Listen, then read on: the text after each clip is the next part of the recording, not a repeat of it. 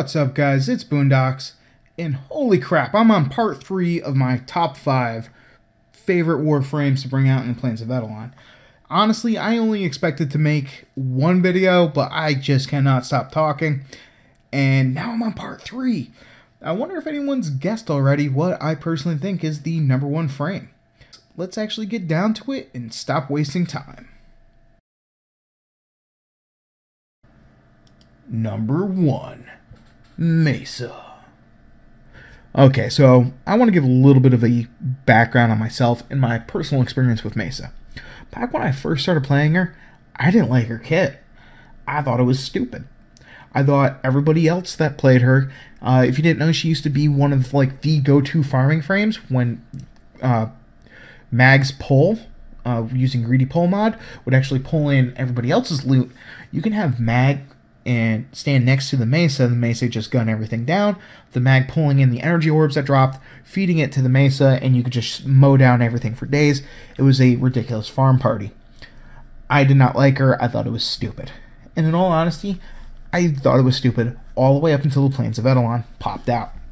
And why is that? Well, to me, Mesa is not designed to sit up on top of a perch and gun everything down, even though that's how everybody else played her. To me, she was always about a, hit and run type character. Jump into an area, gun everything down, get the fuck out. To me, that's where the most fun came, and that's what I really liked about her. Unfortunately, that kind of fell through. Again, going back to things like Titania, where because of how everything was in a corridor previously, Mesa just kind of fell off, in my opinion. Sure, you could jump through a doorway, go into your Peacemaker, and gun everything down, but it just didn't feel nearly as good.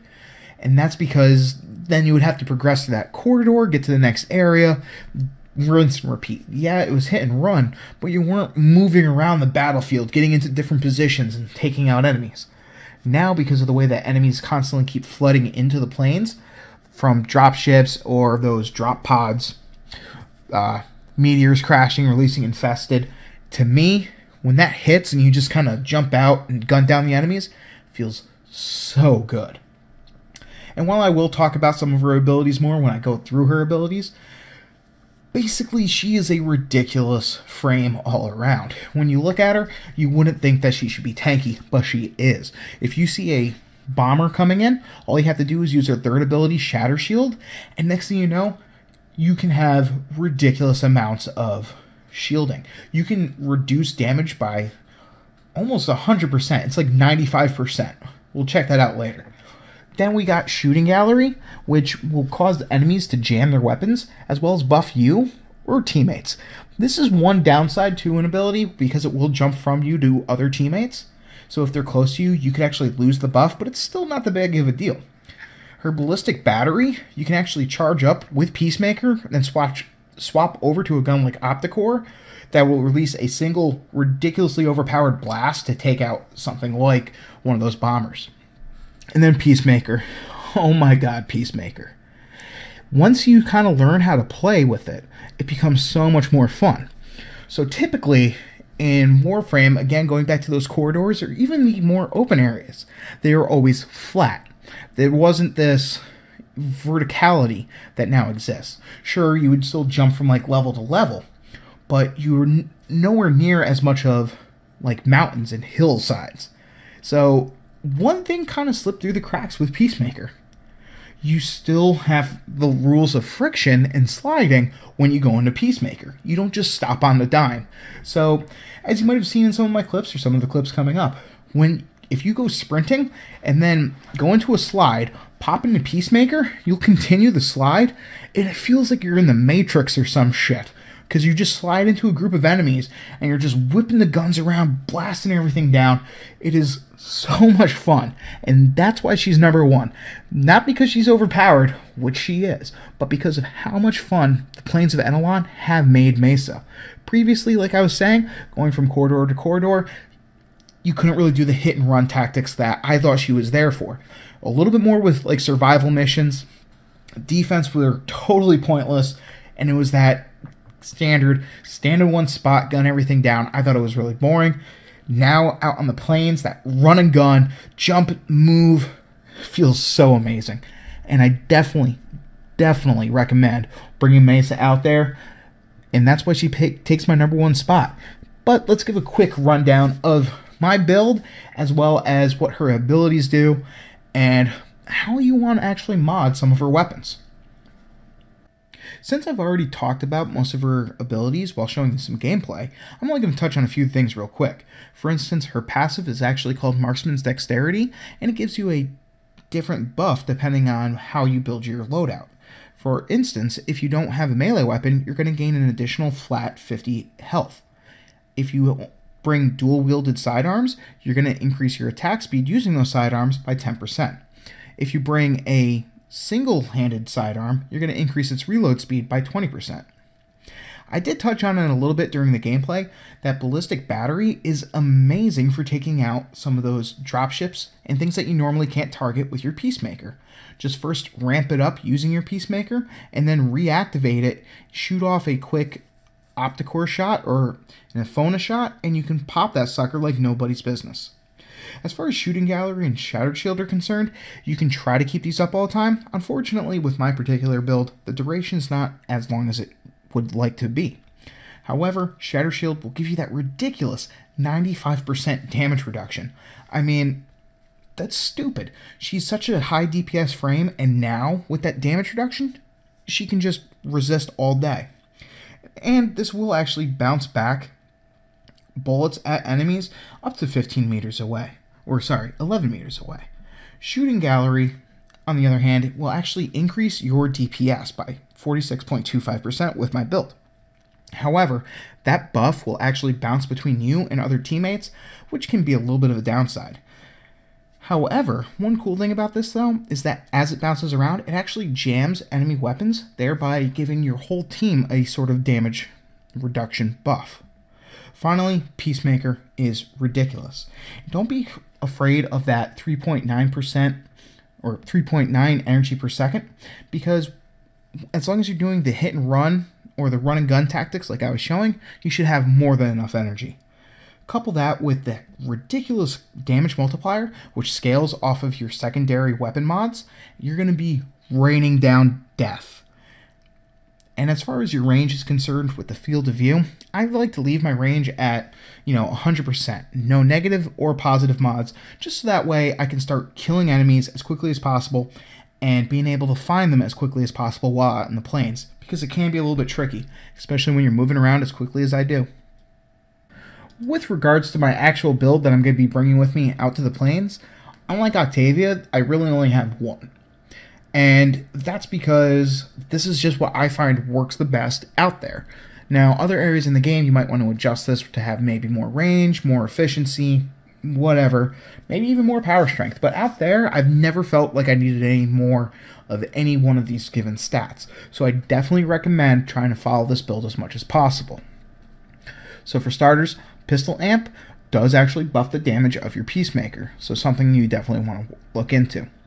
Additionally, Rush, the reason I have this here instead of, say, boosting my power strength even more is because it helps with that run and gun playstyle, moving from location to location. Especially because Peacemaker does have a set range, you're going to have to eventually move into a given location and kind of learn that distance and get there as quickly as possible to get back into Peacemaker and then gun everybody down.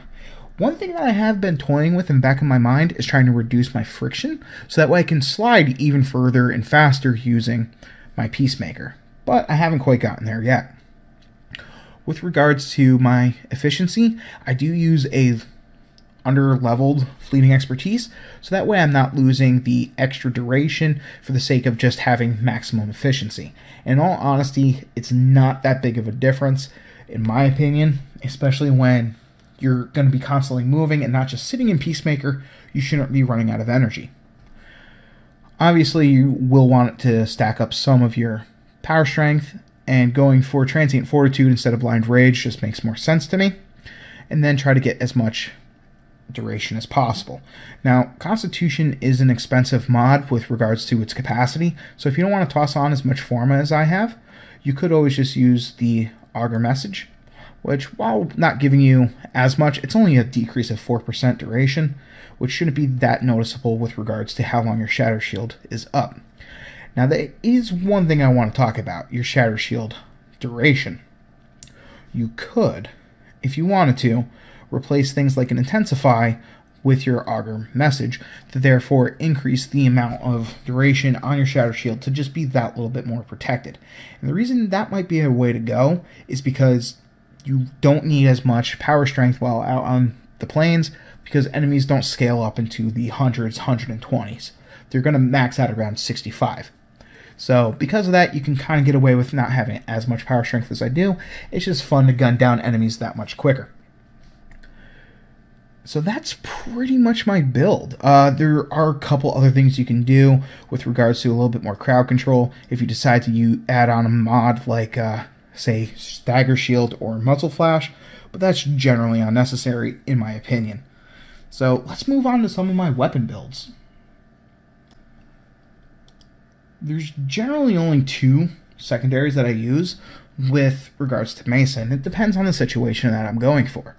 Now, oddly enough, it's going to be the Aklex, which is going to be built for hybrid, and the Euphora. So first, I'm going to show you the Aklex. Again, this is going to give me a 10% increased fire rate when I'm just using the Aklex by themselves. And then, in addition, I'm going to gain all these benefited mods whenever I go into Peacemaker. So thanks to having Prime Pistol Gambit, I'm going to be constantly critting, and target crack means all those crits are going to do insane amounts of damage.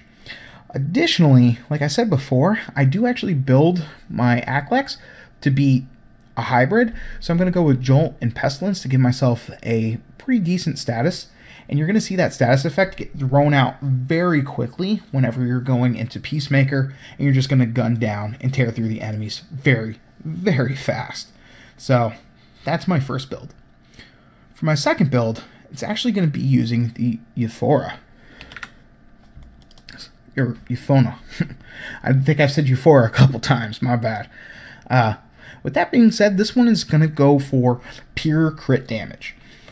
As you can see, I've built it for radiation since it's going to be out on the plains, and this absolutely destroys bombers. Like, it'll take out a bomber in a clip, which is 5 shots. So it's a little bit hard because this is not a hit scan weapon like the Lex. This is the bullets have an actual flight time, so you gotta be a little bit more careful. Additionally, if you don't have an Augur Pact, feel free to toss on, not concussive, but, like another mod for pathogen rounds, we'll say. Something like that. You could technically add on a impact mod, but I wouldn't recommend it. I would definitely either use pathogen rounds, build for corrosive and swap heat over here, or if you do have it unlocked, which you should at this point, hopefully, use the Augur Pact to get that 90% damage increase. All in all, the Euphona will do more damage and be a better overall weapon, but there is something about the dual gunslinger, which then upgrades those dual guns, that fits a little bit more of a narrative in my mind, and that's why I like it that much more.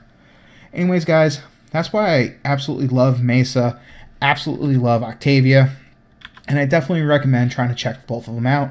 And until next time, like, comment, subscribe. Good luck, have fun, and peace.